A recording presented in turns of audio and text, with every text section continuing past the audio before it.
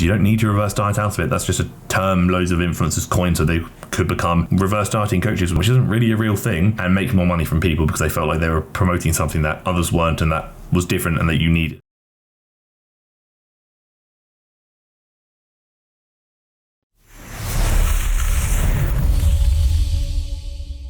I feel like this chair's getting progressively creakier. Either that or I'm getting progressively heavier.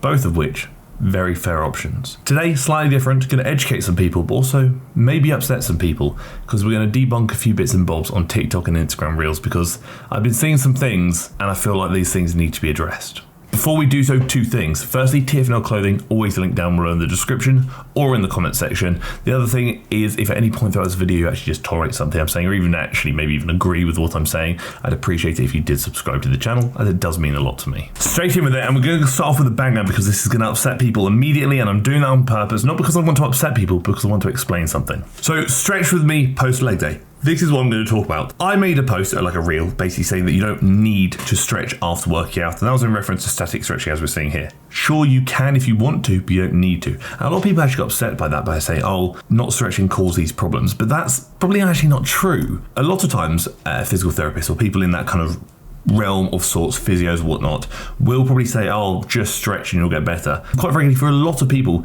that's kind of a cop-out. Not stretching is likely not what caused a lot of problems. There's probably another reason. For example, when I blew my back out many years ago, it wasn't due to not stretching, because I used to mobilize like you wouldn't believe, half an hour every day without fail minimum. Mobility, stretching, all sorts. I was warming up properly, all good.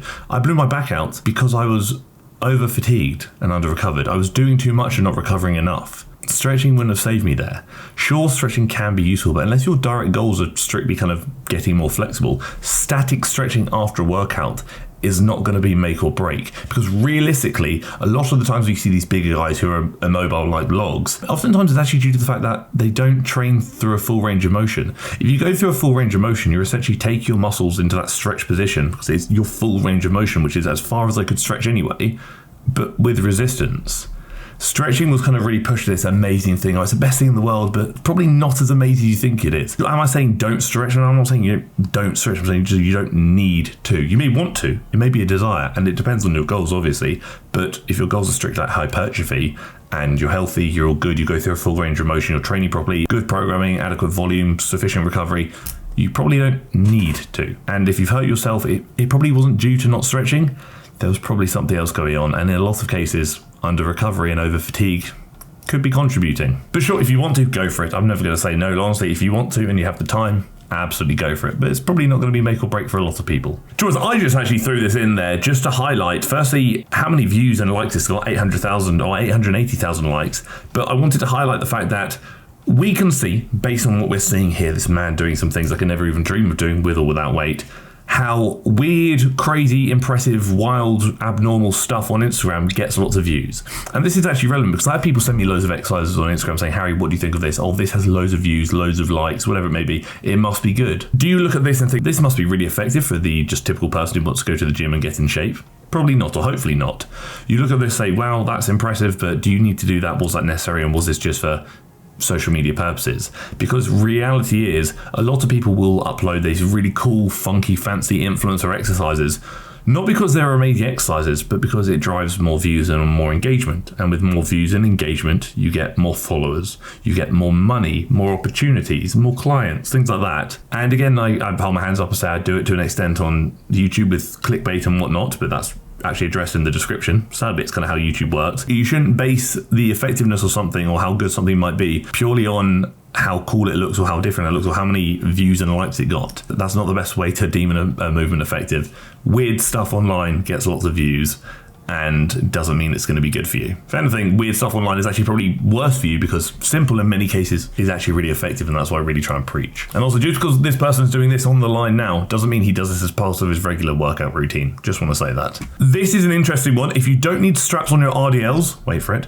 you don't have a strong grip. This is actually reference to essentially saying if you don't need straps on your RDLs, it's not because your grip is strong, it's because you may not be RDLing heavy enough. And this is something I see really often, is that people will do RDLs and say, oh, I can't do any more, I'm pushing it. And two things I want to say there is, firstly, in a lot of cases, your grip will likely fail before your posterior chain does. So when you're RDLing and you want to work your glutes and hamstrings effectively, do not let your failing grip strength prevent your hamstrings and glutes from getting the stimulus that you're hoping they will achieve from doing these movements. You should probably consider straps if your grip is involved in any capacity. RDLs, rowing motions, and to be honest, even sometimes arguably, what I do, dumbbell curls as well. So dumbbell curls, which you should see in the vlog on Monday.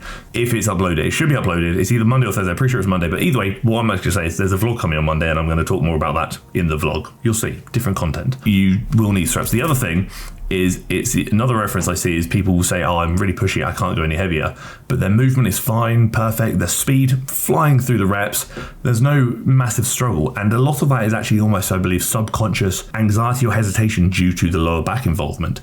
People start feeling their lower back burning, fatiguing, and working essentially, and then panic into, oh no, I'm going to hurt myself, which is really common. I used to do it as well myself. It's not a dig. I've genuinely did it for years. But then you realize that regardless of how you see it, if you do a hip hinge motion wishing to target glutes, hamstrings, whatever it may be, your lower back muscles are still going to be heavily recruited, as they should, because you can't remove your lower back from it. Lower back soreness, fatigue, burning, whatever it may be, it's more often than not a problem. It's probably your lower back actually doing its job, which is kind of what you want.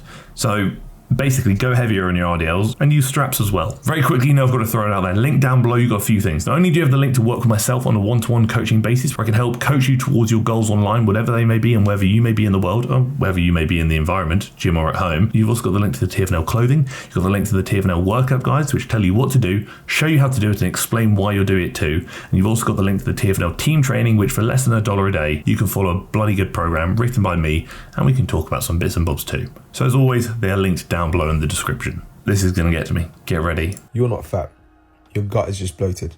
And your cortisol levels are probably pretty high, which is not only making you bloated, but it's giving you a puffy face and acne. You're tired all day, even though you're sleeping a lot and taking naps. Here's how you're going to get your cortisol levels down. This is the big thing on TikTok right now. The big trend is, if you have a problem, it's cortisol. You're overweight, cortisol. You're tired, cortisol. You cat pooed in your bed, cortisol. And the one thing you'll note there, funny enough, commission paid. When people are pushing things like this and it's commission paid, you have to understand that in a lot of cases, people are promoting the product, not because of what the product is standing for, because the product is worth something, but because if they can promote it and convince you this is something you need, like the product this guy is promoting here, then he's going to make more money from you. Sure, cortisol can be a relevant factor to consider depending on the person. When I was dealing with some real fatigue issues, one of the things I did look at was cortisol, was fine. More often than not, and not all the time, so don't come for me with this, but more often than not, the problems in which he's addressing here are probably not going to be due to cortisol problems. Are you bloated? Maybe there's a digestive problem occurring there. Are you overweight? Maybe it's a calorie problem, lack of activity,